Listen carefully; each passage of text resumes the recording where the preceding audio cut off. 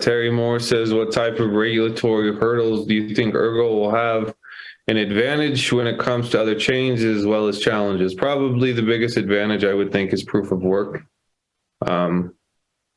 Probably the biggest challenge in net is, the desire to encourage privacy and permissionless ecosystem. Oh, actually, I think that Sigma protocols, is a good solution for privacy, but also, from a legal point of view, right? The core protocol is not enforcing privacy, not promoting it, right? So basically, it's more or less the same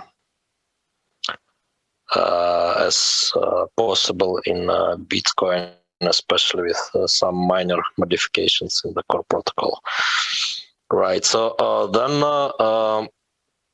but just with not so efficient way, right?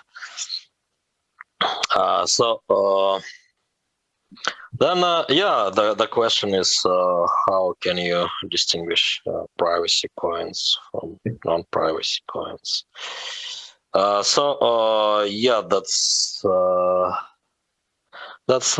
whole new level, right? Yeah, and it's also of discussions in the space, making the assumption that regulators are intelligent, which I don't think we can, at least where I'm from, I don't think we can clearly make that assumption. Right, but I mean, the point of cryptocurrencies mostly, I believe, throughout all those years is to make them confused, right? Yeah. So how to put rapidly evolving technology into the existing framework, which is not intended for that technology in the first place at all. Yeah, trying to make it fit in the 1930. That's super. Anyway, the reality is, I think these systems were built for purposes without, to try to eliminate third parties. So who invited them anyway? Right. Yeah. But I mean, the more interesting questions for regulators, the industry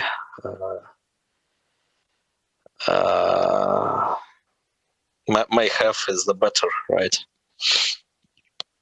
Then for example, that's